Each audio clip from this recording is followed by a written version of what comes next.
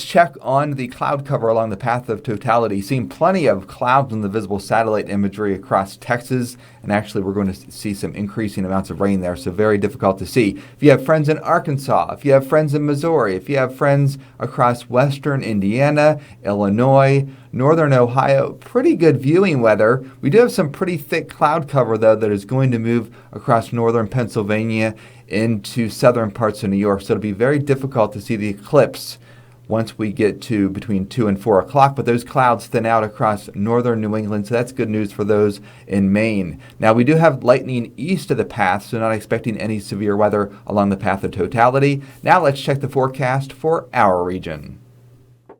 Indeed, folks, and we have some clouds breaking for some sunshine out there, a couple of showers moving east of the region. We are going to see scattered clouds as we go throughout the afternoon as the bulk of the moisture moves to the east. A couple of showers here across the Tennessee Valley. We are sandwiched between high pressure to the east and this dissipating low across the Midwest. We are all seeing temperatures in the low to mid 50s. We are going to warm up very nicely as we get the breaks of sun. So with the proper eye gear between 2 and 4 o'clock, our temperatures in the low 60s with scattered clouds. So we're not going to be able to see from start to finish the eclipse. We'll have some clouds intermittent, but not the thick clouds that we had this morning that will completely obstruct the sun for several hours. Now, in the afternoon, the high temperature rate around 66 degrees. Here's the battleground between the increasing warmth across the Mississippi Valley and the cold air that is pushing in behind this. So we have a developing storm system, and on the water vapor imagery, it's easy to discern this upper level low that is parked here across the southwest, very similar to what we had last week, and a plume of moisture out ahead of it and colder air to the north. So almost a rinse and repeat of last week, and we will touch base on the severe threat as well as the increasing amounts of moisture and the flooding risk. But let's get through tomorrow. The high is 68 degrees with a late day shower. Here's the severe risk on Thursday. The coverage will be scattered and across the entire region between midnight and 7 a.m. Thursday morning, and then between 7 and 11 p.m. we run the risk for the potential for a gusty thunderstorm.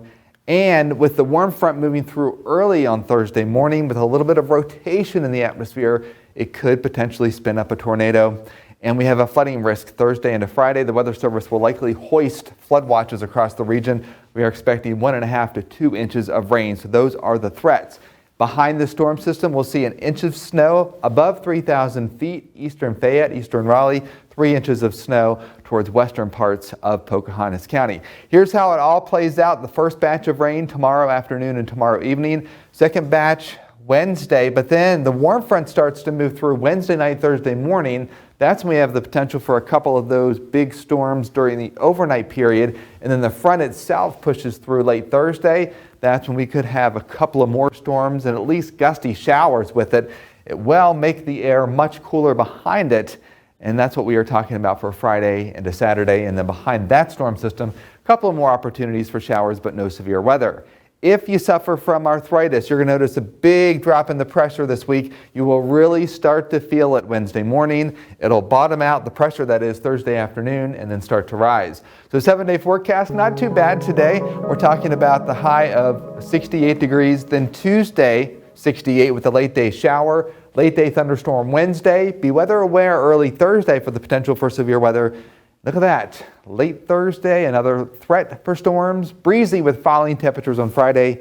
There's the snow above 3,000 feet late Friday into early Saturday. A few sprinkles and temperatures back into the 60s by Monday. That's your 7-day forecast. We're back with more news after the break.